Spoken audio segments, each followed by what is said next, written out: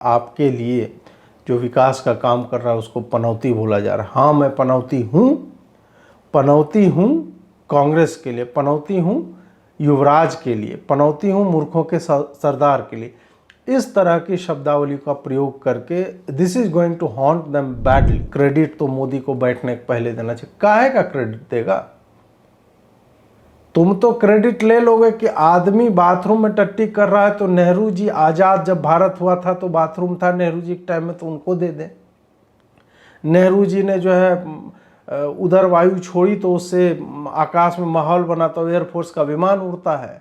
नेहरू जी ने मूत्र विसर्जन कर दिया तो उसमें नेवी के जहाज चल रहे हैं। क्रॉप किया हुआ वीडियो दिखाते हैं, ये बता देंगे कि मोदी वहाँ देखने गया तो पनौती था। ये फर्जी का प्रचार करेंगे कि मोदी ने तो छपवा रखे थे पूरे गुजरात में पोस्टर वर्ल्ड कप हाथ में लिए हुए और वो देखिए हार गई इंडियन टीम, तो अब जो है उन्हें इस तरह की चीज़ें लाना, हाथ क्यों हिला रहा है, ये सब करना, ये बताता है कि आपके पास मोदी को घेरने के लिए 2 टर्म के बाद भी आपके पास कोई विषय नहीं है। राहुल गांधी अपने कमरे में बिजली नहीं चलाते, फैन नहीं चलाते, वो पेड़ों के बीच, वृक्षों के बीच, और कपड़ा उपड़ा भी नहीं पहनते हैं। आपको जान के आश्चर्य, अडानी तो कपड़ा भी बेचता है, उसका फैब्रिक और टेक्सटाइल के भी बिजनेस है, तो कपड़ा भी पहनेगा तो उसको अडानी की जगह। तो राहुल गांधी जो वीडियो में आपको दिखता है तो वो एक्चुअल में वो डिजिटली जो है मास्टर किया जाता है, पोस्ट प्रोडक्शन में नहीं तो उनका सब कुछ हिलता डुलता ये सब दिखता है भाई। जैसे डिम्पल उनके हैं उसी तरह पेयर्स में बाकी चीज़ें भी दिखती हैं उनकी। अगर इतनी हिम्मत है भाजपा में, उसके शीर्ष नेतृत्व में, तो आप भाई सर्तन से जुदा को आप क्यों नहीं बोल रहे हो कि ये अटेम्प्ट टू मर्डर वाला स्लोगन है और ऐसा जो भी करेगा तो आप क्यों नहीं बनाए कानून इसके लिए? कानून तो छोड़िए, आप एक भी रैली में इसके बारे में नहीं बोल पाते। क्यों? जो 5 राज्य के चुनाव मतलब लोकसभा से पहले होंगे तो उसको अगर उसमें कांग्रेस जीतती दिखती है तब कहेंगे कि नहीं, ये पूरा देश ने मूड बता दिया और अब तो हम ये तीर मार देंगे, वो तोप चला देंगे, अब तो गजब का हो जाएगा, हमारी वापसी तो तय है। और जब हार जाते हैं ये लोग तब कहते हैं नहीं, इससे थोड़े कुछ होता है, ये जो है हम तो विकास का मुद्दा लेके चल रहे थे लेकिन भाजपा ने ध्रुवीकरण कर दिया। आगे बढ़ने से पहले मैं चाहूँगा कि आप नोटिफिकेशन बेल अवश्य दबाएं, सब्सक्राइब अवश्य करें, लाइक करें, वीडियो को शेयर जितना कर सकते हैं करें, और अगर आप हमारा सहयोग करना चाहते हैं, आर्थिक रूप से हमें सक्षम बनाना चाहते हैं, तो आप QR कोड जो आपके स्क्रीन पर फ्लैश हो रहा है इसको स्कैन करके हमें अपना सहयोग जो है भेज सकते हैं। आपके स्क्रीन पे नंबर्स भी हैं, इसके भी माध्यम से चाहे फ़ोन पे हो, गूगल पे हो, पेटीएम हो या अन्य UPI के माध्यमों से भी आप हमें सहयोग राशि जो है भेज सकते हैं।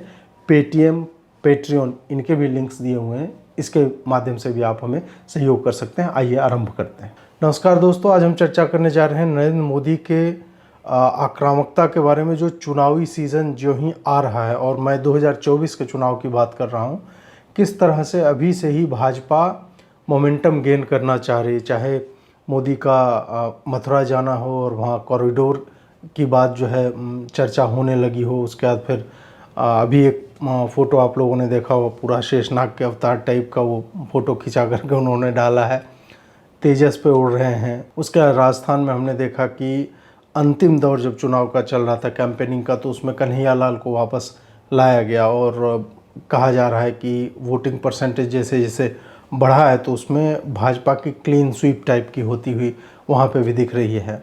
इसके इतर यदि हम कांग्रेस की बात करें तो कांग्रेस एक पुराने ढर्रे पे ही चलती जा रही है, और वो पुराना ढर्रा ऐसा भी नहीं है कि 1 साल पहले का है, 2 साल पहले का नहीं, ये पुराना ढर्रा इनका 2014 वाला है, जहां उन्होंने वही चाय वाला, तो उसके बाद फिर कुछ दिन का नीच, कुछ दिन के बाद फिर चौकीदार चोर है, इस तरह के बातें लगातार की थी। और अभी आप लोगों ने देखा होगा कांग्रेस का, अगर आप लगातार ट्विटर हैंडल देख रहे हैं उनके नेताओं का, जैसे अलका लांबा हो गए, सुप्रिया श्रीनेट हो गए, श्रीनिवास बीवी करके है, ये सब हो गए, तो आपको दिखेगा कि ये लोग एक शब्द को पकड़ के अभी चल रहे हैं। जिस तरह से चाय वाला और नीच और चौकीदार और ये सब करके चल रहे थे, वो शब्द है पनौती। अब ये पनौती वाले में अभी हॉलीवुड का साइन टाइप का बना दिया। उसके बाद क्या कहते हैं, राहुल गांधी का स्पीच आप लोगों ने सुना ही होगा कि हम लोग भले तो जीत रहे थे और एक पनौती वहाँ पे गया और वो हो गया।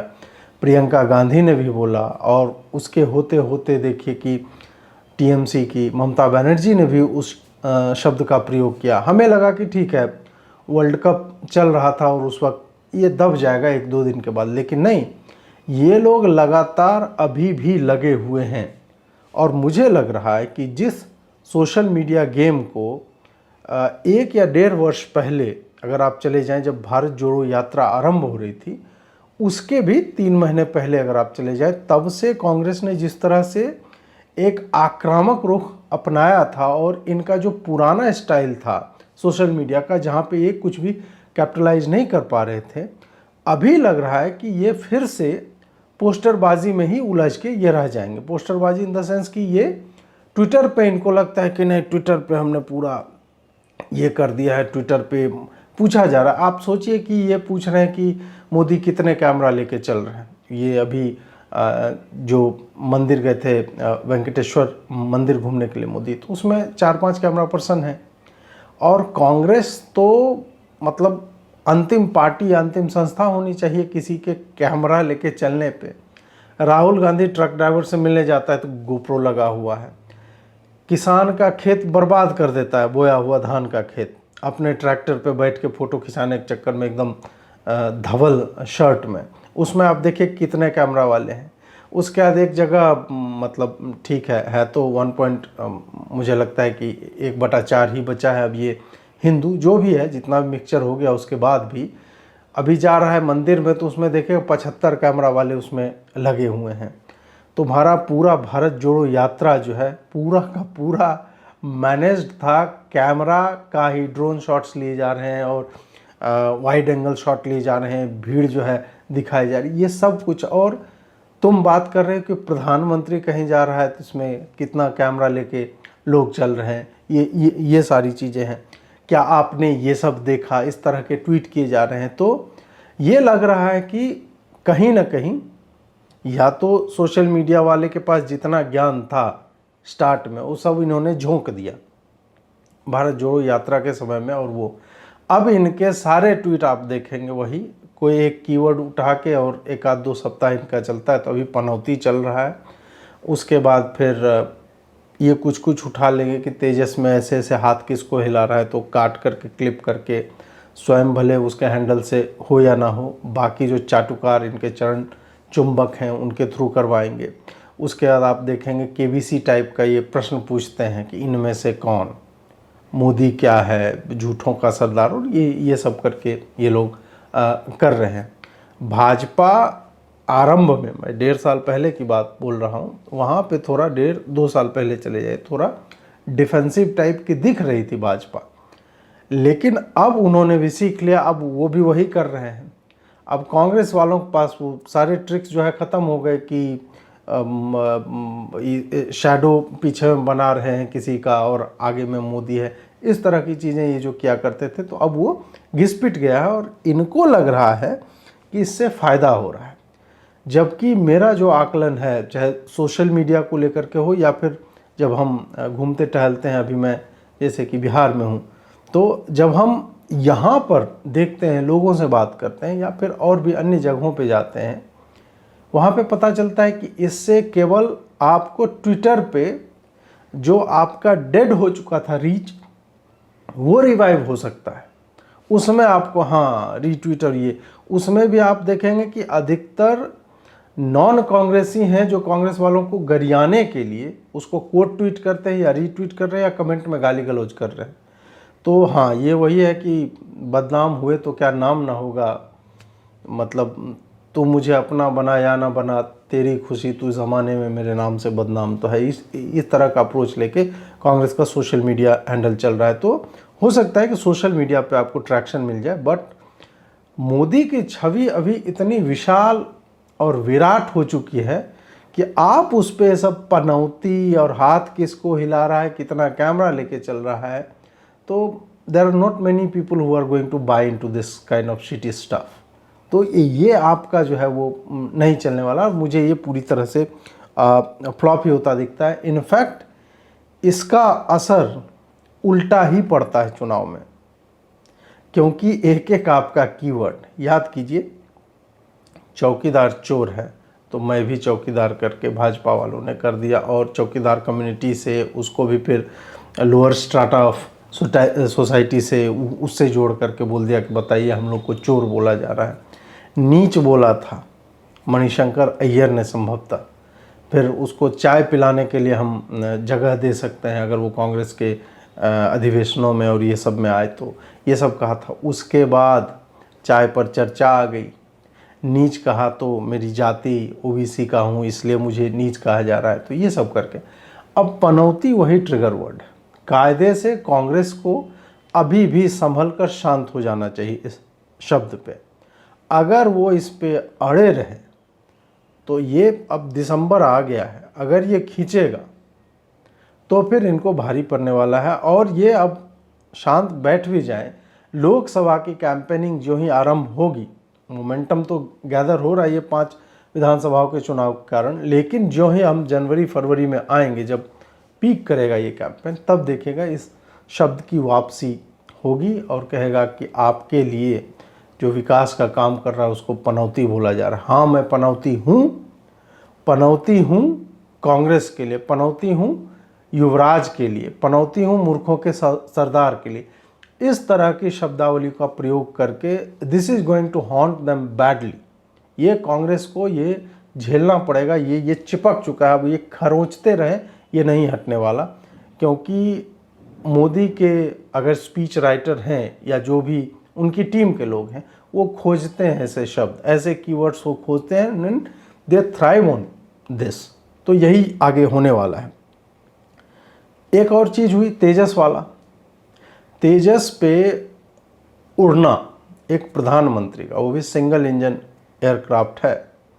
नॉर्मली पीएम का प्रोटोकॉल होता है कि आप सिंगल इंजन एयरक्राफ्ट में नहीं उड़ते हैं, मतलब जस्ट एक सेफ्टी इशू होता है। डबल इंजन कम से कम होना चाहिए ताकि एक फेल भी हो जाए तो दूसरा, एक फेल सेफ होता है, तरीका होता है, प्रोटोकॉल में होता है। लेकिन एक प्रधानमंत्री का भारत में जो प्लेटफॉर्म क्रिएट किया गया है, मेड इन इंडिया है, उस पर बैठना और उस पर उड़ना, ये अपने आप में जो एक आत्मनिर्भर भारत की तस्वीर जो बनाई जा रही है, ठीक है पेस हो सकता है उतना अधिक ना हो, हम उतना अधिक, क्योंकि ये अभी ही आया है कॉन्सेप्ट कि हमें यहीं पे करना है। उसके लिए आपको R&D करने में, वेयरविथॉल्स ये सब जुटाने में, मैन्युफैक्चरिंग यूनिट्स लगाने में, वैज्ञानिक लाने में, सॉफ्टवेयर प्रोफेशनल्स लगाने में जो टॉप क्लास आर्किटेक्चर्स क्रिएट कर सके, इसमें समय लगता है।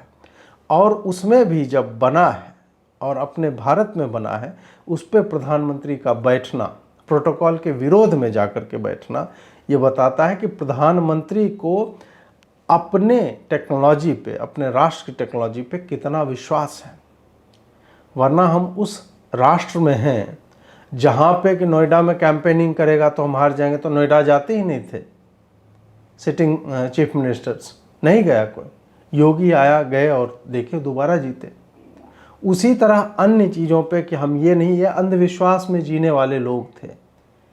इन्होंने जब मोदी तेजस उड़ा ले गए तो जयराम रमेश लिख रहे हैं कि बताइए आपने जो है नेहरू को, नहीं नेहरू को तो इसमें क्रेडिट नहीं माना, मुझे लगता है कि उनसे चूक हो गए। वो बता रहे थे कैसे 84 में हुआ, फिर 89 में हमने किया, और फिर जो है 2010 या 11 में हम ही ने, मनमोहन सिंह ने मंजूरी। ये नहीं बता रहे कि साले निकम्मो, 1984 में जब तुम्हारा कॉन्सेप्ट आ गया 89 में, तो इतने दिनों से अपनी आगे आप समझ ही रहे हैं क्या करवा रहे थे, बना लेते नहीं। तुम उस तरह की पार्टी से और उस तरह की विचारधारा से, उस तरह की सोच से आते हो कि अगस्टा वेस्टलैंड मंगवा लेते हैं, कुछ पैसा मार लेंगे, वो फोर्स मंगवा लेते हैं विदेश से, कुछ पैसा मार लेंगे, ये सबमरीन मंगवा लेते हैं, कुछ पैसा उसमें मार लिया जाएगा। इस तरह के चिरकुटाई के कारण हमारा डिफेंस सेक्टर इतना सफ़र कर चुका है। और डिफेंस सेक्टर में खाली मैन्युफैक्चरिंग नहीं बोल रहा हूँ, वो तो नगण्य था, शून्य था। तुम्हारा हाल HAL, हिंदुस्तान एरोनॉटिक्स लिमिटेड जो है, वो हमेशा से मतलब इग्नोर्ड टाइप का था, और जब मोदी उसको प्रॉफिटेबल बनाता है, मोदी जो है उसको रिवाइव करता है, तब तुमको क्रेडिट चाहिए कि नहीं नेहरू जी ने बनाया था, ये है।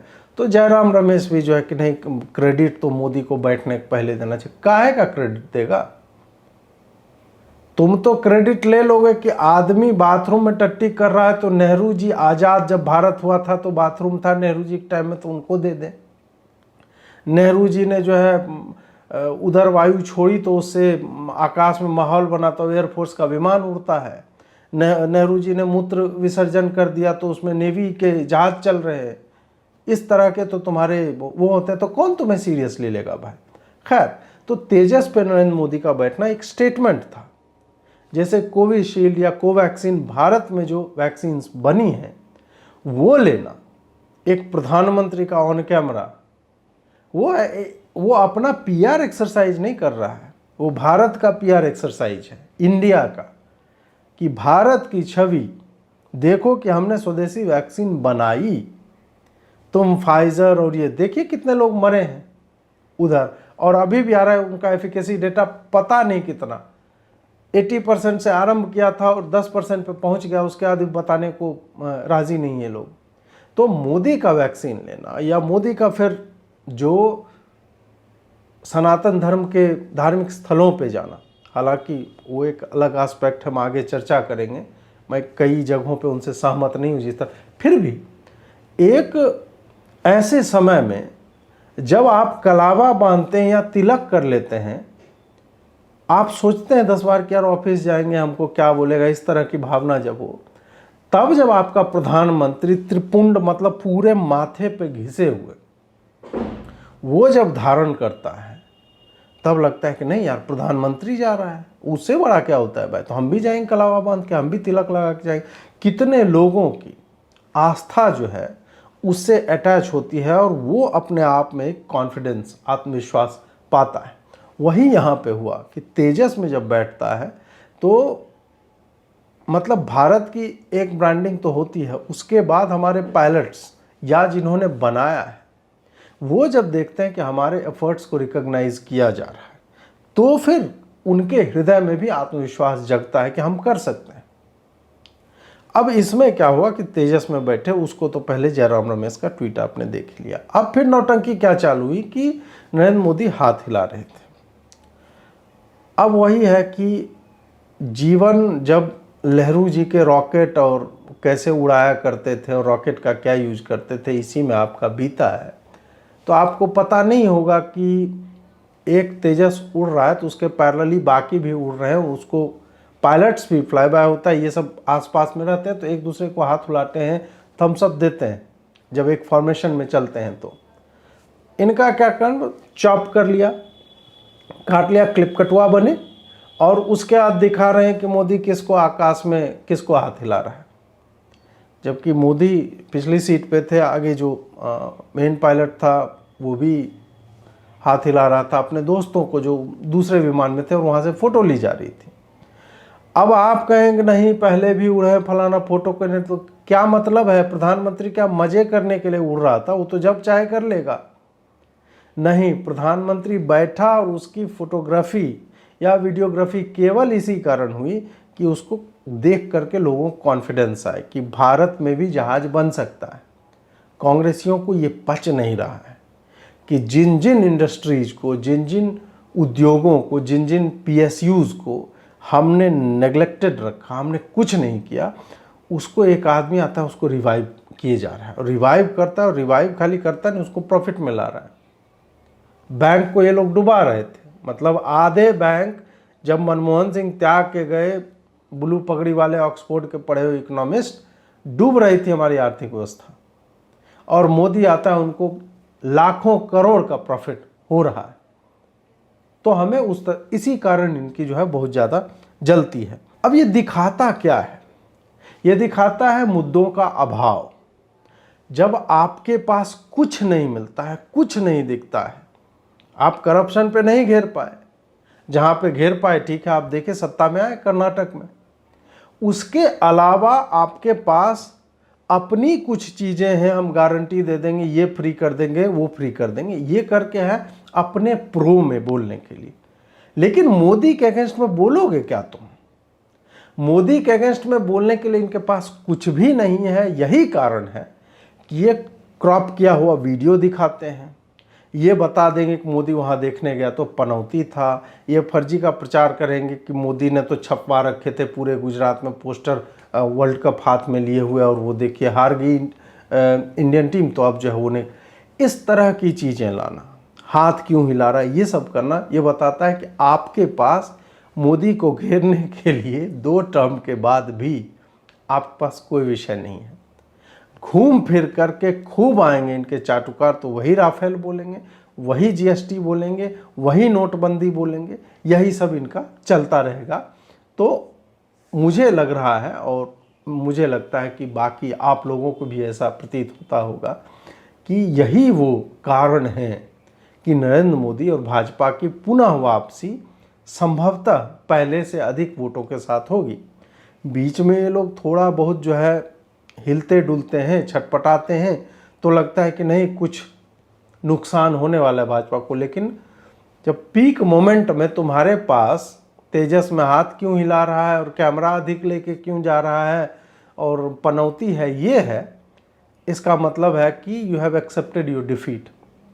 तुम जानते हो कि तुमसे कुछ भी नहीं होने वाला है। अब इनका एक दूसरा मुद्दा है, मतलब सबसे बड़े मुद्दों की मैं बात करूं, अडानी का।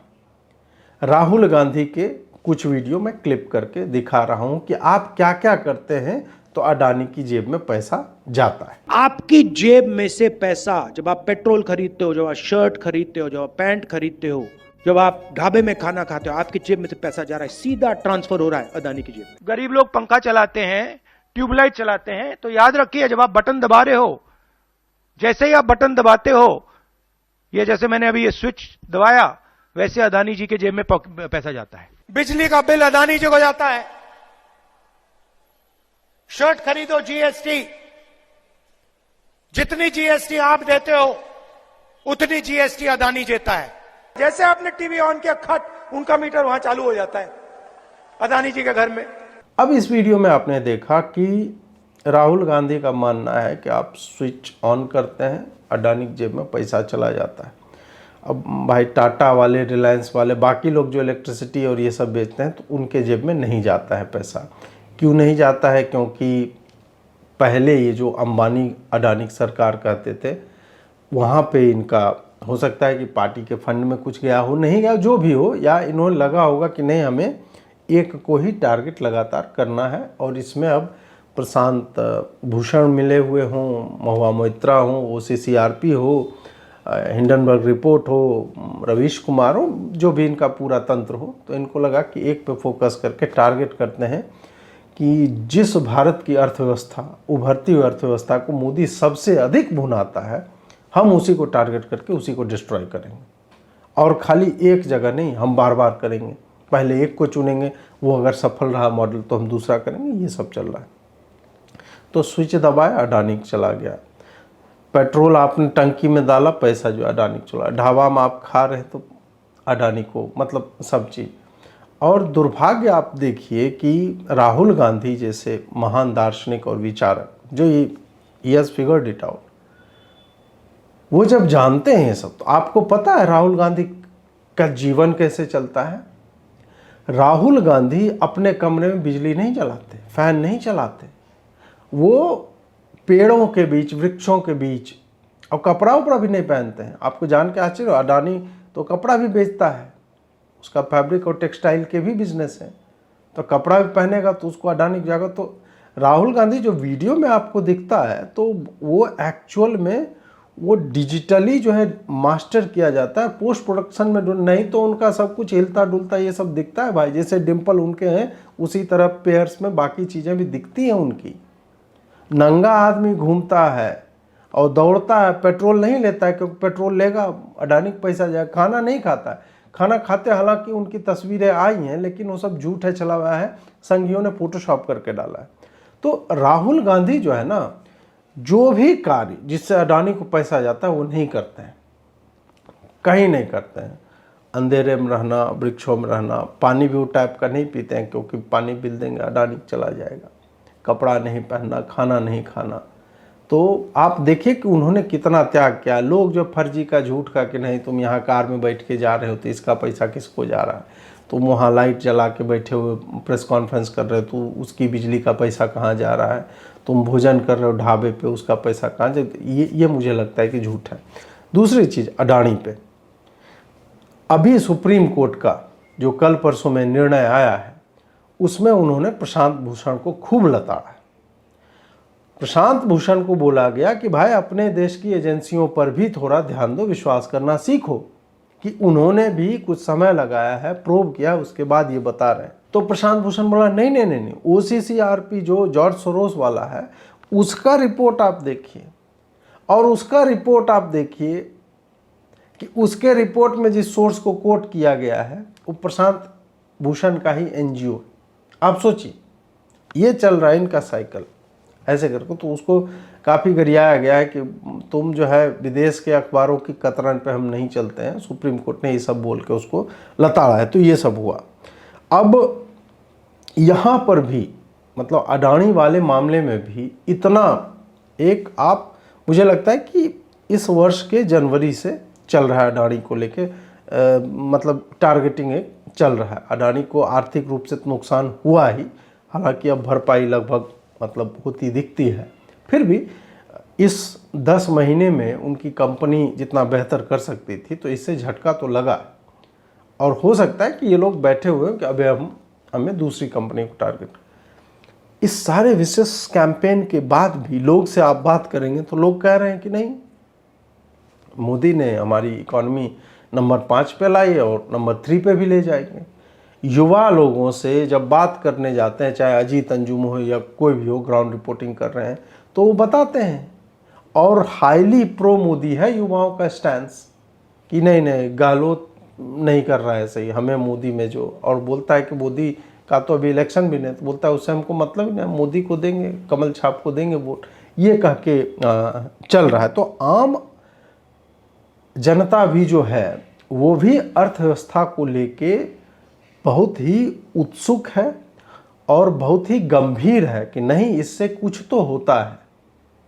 भले आपको रवीश कुमार और फलाना ढिमका की GDP जब अच्छा कर रहा है तो बोल देगा कि नहीं गरीबों के प्लेट में पाए है नहीं, वहाँ गरीब देखिए कंधे पे ले जा रहा है आदमी को हॉस्पिटल, तो GDP बढ़ने से क्या हो जाता है, और घटेगा तो बोलेगा मोदी ने इकॉनमी बर्बाद कर दी। लेकिन दोनों ही स्थिति में आप देखेंगे कि गरीब तो वैसे ही है। तो भाई गरीब को तो आप इक्वेशन से हटा दो, उसके लिए तो बहुत सारी योजनाएं चल रही हैं, और कम से कम मोदी को गरीबों के कल्याण के ऊपर तो नहीं घेरना चाहिए किसी को। ये बात मैं कई बार बोल चुका हूँ कि इस मामले में मोदी से बड़ा वामपंथी कोई है ही नहीं। वामपंथी आप ना कहना चाहें क्योंकि वो तो गाली हो जाती है, समाजवादी अगर आप कहना चाहें तो कोई नहीं है कि सर्वहारा के लिए मोदी ने जितना किया है, उसके टॉयलेट से लेके उसका स्वास्थ्य, उसके बच्चों की पढ़ाई लिखाई, उसके बच्चों का भोजन, 80 करोड़ को दे ही रहा है वो, फिर मनरेगा का बजट बढ़ाना, गैस सिलेंडर में सब्सिडी, उसके बाद बिजली LED की लाइट लगवाना, विद्युतीकरण करवाना, आवास योजना हो गया, और ये तो मैंने आपको कितना 10 योजना ऐसे ही गिना दिया। उसके बाद फिर आयुष्मान योजना हो जाएगा बीमा के लिए, 11 हो गए। मतलब ये तो मुझे टॉप ऑफ द माइंड जो याद आए मैंने आपको गिनाया है। इसके इतर जितने हॉस्पिटल्स मोदी ने बनवाए, जितने स्कूल्स कॉलेजेस खोले, उनके भवन जितने मोदी ने बनवाए और किसी ने नहीं करवाया है, तो फिर उसको कम से कम गरीबों को लेकर के तो नहीं, दोनों पैरेलली चल रहा है। गरीबों का उत्थान भी हो रहा है और बहुत अच्छे से हो रहा है, और वर्ष दर वर्ष हमारे पास रिपोर्ट्स आती हैं कि भारत ने गरीबी उन्मूलन में कितनी प्रगति की है। तो आप वहाँ पे छोड़ दीजिए, और दूसरी तरफ वेल्थ क्रिएटर्स को एक तरह से कुशन देना कि नहीं आप यहीं पे बनाइए, और बाहर की भी कंपनियों को आप देखें, टेस्ला भारत में आ रही है और कहा जा रहा है एक रिपोर्ट में 17 लाख में टेस्ला की कार आ रही है, जो कि भारतीय परिदृश्य में देखा जाए तो एक बहुत ही अच्छा प्राइस पॉइंट है। और टेस्ला भारत में आएगा, टेस्ला भारत में ही बनाएगा, कितने रोजगार उससे उत्पन्न होंगे, ये सब देखने के लिए कोई भी तैयार नहीं। आखिर भारत टेस्ला से नेगोशिएट कैसे कर रहा है? पहले इलॉन मस्क बोल रहा था कि नहीं, हमें आप इंपोर्ट जो हम कार करेंगे वो बेचेंगे मार्केट को भांपने के लिए कि यहाँ मार्केट है या नहीं। भारत ने बस नहीं किया। अपने यहाँ देखिए आप, महिंद्रा हो गया, टाटा हो गया, इन सब का, या टोयोटा हो गया, ये सब जो भारत में कार इलेक्ट्रिक व्हीकल्स बेच रहे हैं, उसमें देखिए गजब का उछाल आया है।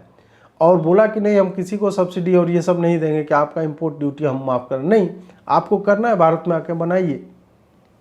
तो इलॉन मस्क आखिर क्यों इस स्थिति में पहुंचा कि वो अपनी जिद त्याग करके भारत के टर्म्स पे आके यहाँ पे बना रहा है?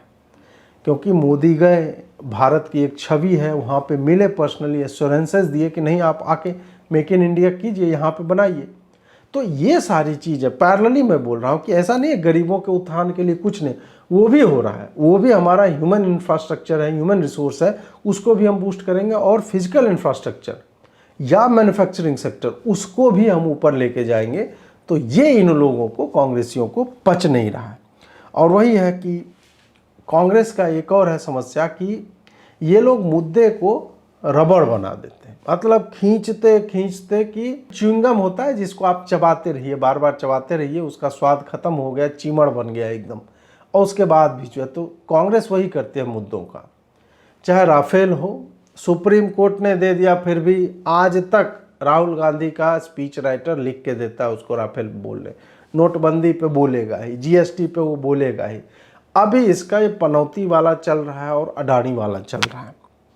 अब अडानी वाले पे इतना खिंच गया है, और इसके बाद भी अब कहने को इसके पास अब बचा नहीं कि क्या करने से अडानी की जेब में पैसा जाता है, तो भी लगा हुआ। अब कुछ दिन वाला मोबाइल से फोटो खींचते हैं तो अडानी की जेब में पैसा चला जाएगा, कुछ दिन बाद बोलेगा कि आप जो है सड़क पे एक स्टेप लेते हैं तो अडानी के पास पैसा चला जाए। यही सब बौड़मपना जो है बचा हुआ है। तो ये जो रबड़ बनाया जाता है उसको त्यागना पड़ेगा कांग्रेस को, और मुझे नहीं लगता है कि लोग त्याग पाएंगे, क्योंकि इनके जो भी एडवाइजर्स हैं या जो भी कैंपेन डिज़ाइनर्स हैं, उन्हें लग रहा है कि पैसा दे दे कांग्रेस। जैसे एक जापानी कंपनी थी, मुझे लगता है 2014 या 19 में, जिसको इन्होंने दिया था मतलब कैंपेन डिज़ाइन करने के लिए, उन्होंने इनसे मोटा पैसा लिया और उसका रिजल्ट तो क्या है आप जानते ही हैं। तो यही इनका चल रहा है कि सोशल मीडिया जिसको भी इन्होंने दिया हो, तो शुरू में थोड़ा सा इन्होंने दिखाया कि हाँ जलवे, बढ़िया पोस्टरबाजी, ये सब चल रहा है। उसके बाद वो लोग भी सो गए हैं कि अब कुछ इनोवेशन उनके भी पास नहीं, नया क्या दिखाया जाए। वहीं दूसरी तरफ यदि आए तो मोदी और भाजपा जो है अब 2024 वाले चुनावी मूड में आ गए हैं, पूरी तरह से आक्रामक रवैया इन्होंने अपना लिया है। इसका पहला उदाहरण हमें देखने को मिला राजस्थान में, जब कन्हैया लाल के बारे में सब ने लिखना आरंभ किया। हालांकि मैं भाजपा वालों को तो पापी ही कहूँगा इस मामले में कि तुम अभी तक सोए रहे, और जो भी कन्हैया लाल के लिए या बाकियों के लिए आवाज़ उठाने की बात होती है, हम लोगों ने उठाई है। तुम्हारा तो इसमें कुछ भी नहीं है, तुम बस उसको, हिंदुओं के कॉज को, हिंदुओं के शवों को केवल और केवल चुनाव के समय याद आते हैं। अगर इतनी हिम्मत है भाजपा में, उसके शीर्ष नेतृत्व में, तो आप भाई सरतन से जुदा को आप क्यों नहीं बोल रहे हो कि ये अटेम्प्ट टू मर्डर वाला स्लोगन है और ऐसा जो भी करेगा तो आप क्यों नहीं बनाए कानून इसके लिए? कानून तो छोड़िए, आप एक भी रैली में इसके बारे में नहीं बोल पाते, क्यों? ये प्रश्न तो आपसे पूछा जाएगा ही। तो इस कारण से, खैर जो भी है, अभी जिस तरह से यूज किया गया है राजस्थान में जाके, तो वही है कि आक्रामकता इनमें आई है और अब ये उस मोड में आ चुके हैं। सीए पे डेडलाइन, इनके एक मिनिस्टर ऑफ स्टेट है, उन्होंने बोला है कि सीए इम्प्लीमेंट हो जाएगा। हालांकि बहानेबाजी इन्होंने पूरी की कि नहीं, हमने दिसंबर में पास कर दिया, फिर जनवरी में राज्यसभा और ये सब हो गया और सब बिल हो गया, लॉ बन गया, लेकिन एक्चुअल इम्प्लीमेंटेशन इसलिए नहीं हो रहा है कि उसको इम्प्लीमेंट करने के लिए बहुत सारे हमारे पास और कानून बनाने थे, उसके बाद होगा। तो अब मार्च 2024 जो है इम्प्लीमेंटेशन का, और सीए पे भी मैंने, मतलब मुझे लग रहा है मैं जनवरी से बोल रहा हूँ कि भाजपा इन सब चीज़ों को अक्टूबर नवंबर के बाद ही भुनाएगी, और वो फिर इस पे भी शगुफा जो है छोड़ दिया गया। मुझे लगता है कि इस पे भी अब ये बोलेंगे कि हम कैसे रोहिंग्या को भगा दें। करेंगे कुछ नहीं, बोलेंगे अवश्य, यही मैं बोल रहा हूँ।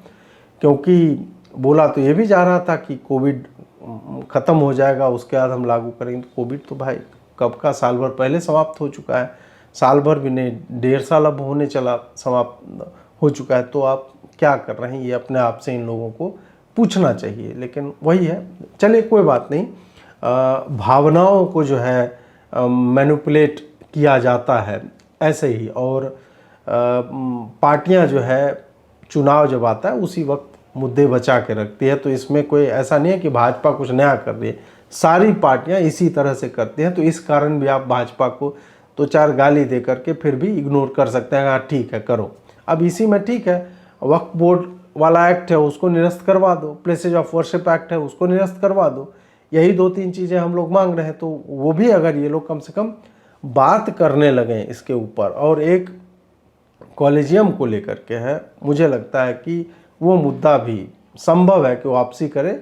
नहीं तो अगर इनका इंटरनल ट्रूस हो गया होगा मतलब सरकार का और न्यायपालिका का या सीजेआई का, तो ठीक है, उस बात को ये लोग पुश नहीं करेंगे। लेकिन बहुत संभावना है कि ये लोग अभी थोड़ा सा जुडिशरी पे आक्रामक होंगे, या ये ट्वीट फीट जो है वो लिखते हुए आपको दिखेंगे। अब मथुरा में मोदी गए और पहली बार कोई पीएम गया, इस तरह से प्रचारित किया गया और पूरा फोटोग्राफ्स कि हाँ अब ये होगा। उसके बाद फिर वृंदावन में एक कॉरिडोर की भी बात चल रही है। अब कॉरिडोर को लेके मैं थोड़ा सा बोलना चाहूँगा। उसको लेकर के मेरी राय जो है ना मतलब प्रो कॉरिडोर है ना अगेंस्ट कॉरिडोर है। क्यों? क्योंकि हमने बनारस में देखा कि क्या हुआ। बनारस में पहले जो है 4 फीट की सड़क होती थी और लंबी लाइन लगती थी उसमें जाने के लिए। अभी ओपन हो गया है, बहुत विशाल एरिया है, उसमें कोई भी जा सकता है इस तरह से। लेकिन इसके इतर यह भी हुआ कि जो प्राचीन मूर्तियां थी वो इग्नोर्ड है, फेंकी हुई है कहीं पे। उन मूर्तियों की प्राण प्रतिष्ठा हो सकती थी, या कॉरिडोर में ही 108 आप छोटे छोटे मंदिर बना सकते थे। उस तरह से अक्षय वट एक था, मुझे लगता है उसको उखाड़ के फेंक दिया गया। तो ये सब त्रुटियां वहाँ पे हुई है जिसकी आलोचना होनी चाहिए कि जो चीज़ इग्नोर किया जा सकता था, आप पेड़ को कैसे उखाड़ सकते हैं जो पुराना प्राचीन पेड़ है उसको। तो पर्यटन ही 100% उसका एस्पेक्ट ना हो जाए आपके कॉरिडोर का। पर्यटन एक छोटा आयाम हो सकता है उसका, धर्म जो है 90% उसका लेना चाहिए, धार्मिकता। तो यहाँ पे 50-50 या 70% टूरिस्ट और रील बन रहा है, ये सब करेंगे तो मुझे उससे आपत्ति है। उज्जैन में भी देखिए कि बड़े बड़े जो है वो मुझे लगता है फाइबर ग्लास का ये स्ट्रक्चर्स क्रिएट किया गया, महर्षियों की मूर्तियाँ लगी और एक आंधी है उसमें उखड़ गया। तो वो भी उचित नहीं लगता कि कोई अगर पैसा खर्च हो रहा है, सरकार का नहीं हो रहा है, हिंदुओं का ही हो रहा है, तो उसको भी ढंग से किया जाए। हमें मूर्तियों से कोई समस्या नहीं है, होनी चाहिए। और ना ही हमें इससे समस्या है कि लोगों को सहजता से आवागमन उनका हो सके। लेकिन फिर वही होता है कि आप उसको इतना भी ओपन मत कर दीजिए कि कोई भी आ रहा है वहाँ पिकनिक चल रहा है, वो मतलब धार्मिकता से उसका कोई लेना देना नहीं है। तो इसको लेकर के वही अब ब्रज में क्या हो रहा है, वृंदावन में मैंने देखा कुछ लोग जाके, वो प्रेमानंद बाबा है उनसे भी बातचीत कर रहे थे कि 400 वर्ष पुराने या उससे भी पुरातन जो घर हैं उन सब को भी तोड़ा जा रहा है, या एविक्शन का नोटिस आ गया उनको कि यहाँ कॉरिडोर बनेगा। कॉरिडोर बनाइए। जो अनाधिकृत हैं, जो सरकारी ज़मीन कब्जा किए हुए हैं लोग, पंडा हैं या जो भी है, जैसे बनारस में था तो आपने किया, उनको हटाया या फिर उनको पैसे दे के आपने हटाया, वो वहाँ तक मुझे समझ में आता है। लेकिन उन लोगों को जो पीढ़ी दर पीढ़ी रहते आ रहे हैं उनको डिस्प्लेस करना, मुझे लगता है कि ये आप ब्रज भूमि से ब्रजवासियों को हटाना, ये थोड़ा सा ये जाति हो जाएगी। तो उसमें क्या कोई एक संतुलित रास्ता बना के मिडिल पाथ निकाला जा सकता है क्या? इस पे भी सरकार को मुझे लगता है कि सोचना चाहिए। तब जाकर के मुझे लगता है कि उचित मायनों में कहेंगे कि हाँ भाई हिंदुओं के लिए बन रहा है, they are going to get benefited by it. हम इसको सहज बना रहे हैं, सुगम बना रहे हैं, सुप्राप्य बना रहे हैं। तो ये आपको करना है, कीजिएगा, बट लोगों को घरों से मत निकालिए। जो बिजनेसेस कर रहे हैं वहाँ पे घर में ही उन्होंने, पंडा लोग जो देवघर में भी वही है और बाकी जगह पे भी हम सब जानते हैं, हम सब पीड़ित हैं पंडा लोगों के। तो उस एस्पेक्ट को आप उसको ट्रीट कीजिए आप। लेकिन नॉर्मल लोग जो हैं जिनके एविक्शन ना कराने के उसके बाद भी हो सकता है आपका काम, कॉरिडोर थोड़ा बहुत 20 फीट की जगह 15 फीट ही हो पाए चौड़ा, तो फिर उस एस्पेक्ट पे भी सरकार को ध्यान देना चाहिए और उनकी भी सुनी जाए।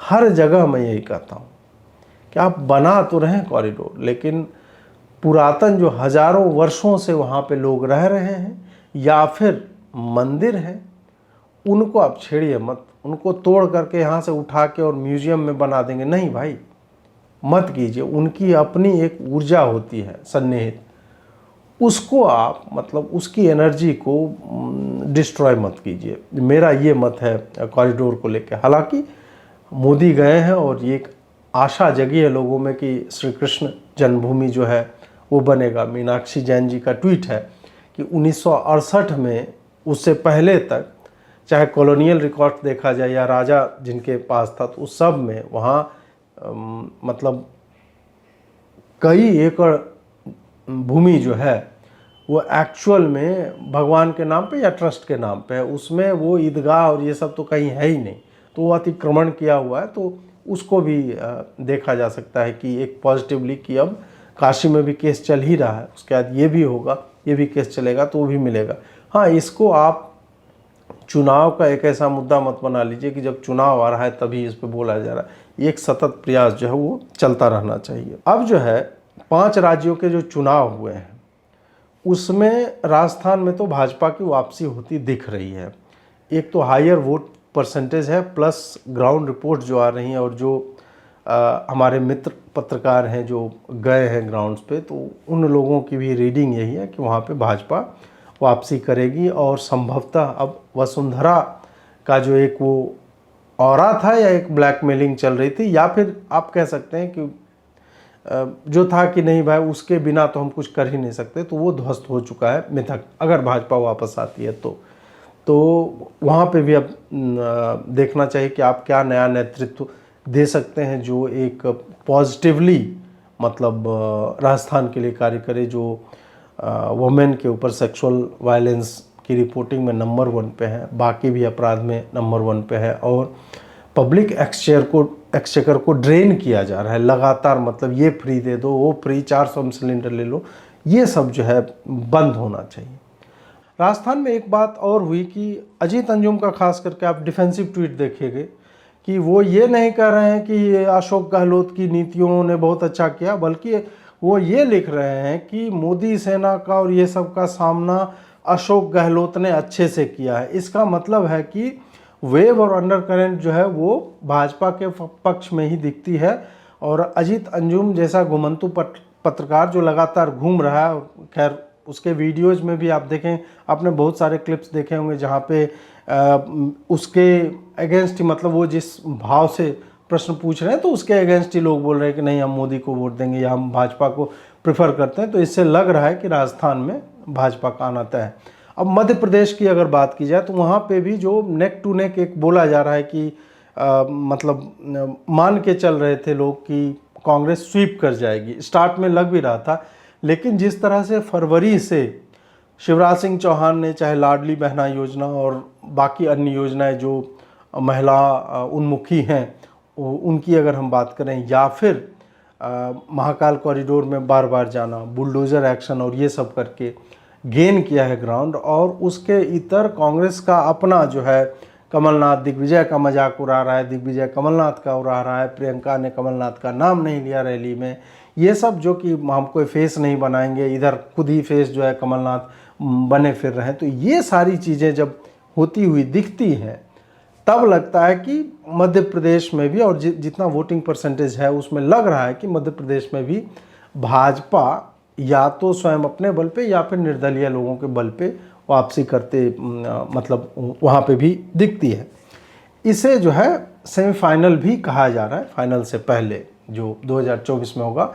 और हर बार यही होता है कि जो 5 राज्य के चुनाव मतलब लोकसभा से पहले होंगे तो उसको अगर उसमें कांग्रेस जीतती दिखती है तब कहेंगे कि नहीं, ये पूरा देश ने मूड बता दिया और अब तो हम ये तीर मार देंगे, वो तोप चला देंगे, अब तो गजब का हो जाएगा, हमारी वापसी तो तय है। और जब हार जाते हैं ये लोग तब कहते हैं नहीं, इससे थोड़े कुछ होता है, ये जो है हम तो विकास का मुद्दा लेके चल रहे थे लेकिन भाजपा ने ध्रुवीकरण कर दिया। भाजपा बताइए कन्हैया लाल का मुद्दा ले आई, भाजपा देखिए कि मोदी जो है मंदिरों में घूम रहा है और मथुरा जा रहा है और काशी जा रहा है, ये सब करके उस पर थोपेंगे कि हमारी गलती नहीं है, हम अपने निकम्मेपन कर नहीं आ रहे, हम तो हारे इसलिए कि भाजपा जो हमसे अच्छा खेल गई है।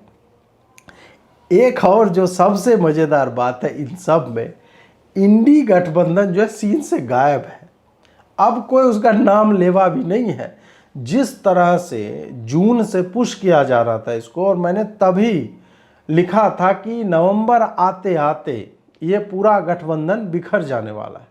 और मैंने बार बार लिखा, मैं अक्टूबर में भी लिखा, सितंबर में मैंने लिखा कि ये लोग नहीं चलने वाले हैं। इन्होंने पहले नीतीश को हटाया, लालू को हटाया, तेजस्वी को हटाया, ममता नहीं मान रही थी, आम आदमी पार्टी उससे बिखर गए, उसके बाद अखिलेश यादव जो है वो बोल रहे थे। और जो ही फिर कांग्रेस 1-2 जगह जीतती है तो उसका पूरा मूड ही बदल गया कि नहीं, हम तो लीडर हैं। पहले ये थे कि नहीं भाई, हमें चाहिए, हमारे साथ मिल करके चलो, मोदी को फांसीवादी को हराना है। नहीं, 2 जगह ये कर्नाटक में जीते, हिमाचल में जीते, उसके बाद इनको लगने लगा कि नहीं, हम तो भैया हम तो लीड करेंगे। और थोड़ा सा इनको इनके सोशल मीडिया कैंपेन से इनको आने लगा ट्रैक्शन, तो इनको लगा कि नहीं हम जीतेंगे। लेकिन वैसा होता हुआ तो नहीं दिख रहा है। इंडी गठबंधन के जितने भी घटक दल थे उन्होंने बोला कि हम खाली लोकसभा के लिए थोड़े टाई अप करेंगे भाई, मतलब तुम हमें बर्बाद करने के लिए राज्यसभा में क्षेत्रीय पार्टी है। आप सोचिए कि कोई भी क्षेत्रीय पार्टी कांग्रेस को सपोर्ट करके उसको क्या मिलेगा। कांग्रेस को सपोर्ट करेंगे तो कांग्रेस के जो पाप हैं वो आप पे भी आएंगे, तो आप लूज आउट ही करोगे लोकसभा में भी, और विधानसभा में वो तुम्हारे अगेंस्ट लड़ेगा तो तुम जाओगे कहाँ। ना तुम्हारा एमएलए मतलब बूस्ट हो रहा है, ना एमपी तुम्हारे अधिक हो रहे हैं। तो कांग्रेस के पीछे में लटक लटक मतलब कांग्रेस वाला ऐसा चल रहा है। जो भी है, तो इंडी गठबंधन अब जो है कोई नाम लेने वाला नहीं, सीन से बिल्कुल ही गायब हो चुका है। और नरेंद्र मोदी ने वही एक्सेलरेशन पे, वो पैडल पे लात रख दिया और ये धीरे धीरे चापते चले जाएंगे। तो इनको ये जो पनौती है, this is going to haunt them very badly. ये आगे यही होने वाला है, चाहे पनौती रही या अन्य इन लोगों ने जो किया है। तो ये हम सब देखेंगे। आपको मेरा आकलन कैसा लगा, ये विश्लेषण कैसा लगा? क्या आपको लगता है कि राजस्थान में वापसी करेगी भाजपा? क्या आपको लगता है कि मध्य प्रदेश में कांग्रेस सफल हो जाएगी जिस तरह का एजेंडा चला रही थी? कमेंट में अवश्य लिखिए। और अंत में एक बार फिर से मैं आप सबों से अनुरोध करना चाहूँगा, लाइक, शेयर और सब्सक्राइब करें, नोटिफिकेशन बेल अवश्य दबाएं। इसके साथ ही अगर आप हमारा सहयोग करना चाहते हैं तो स्क्रीन पे QR कोड हमने लगाया है, जिसके माध्यम से आप स्कैन करके हमारा सहयोग कर सकते हैं। और ये नंबर भी हैं जिनके माध्यम से आप गूगल पे, फ़ोनपे, पेटीएम आदि के भी माध्यम से हमारा सहयोग कर सकते हैं। जुड़ने के लिए बहुत बहुत आभार। नमस्कार।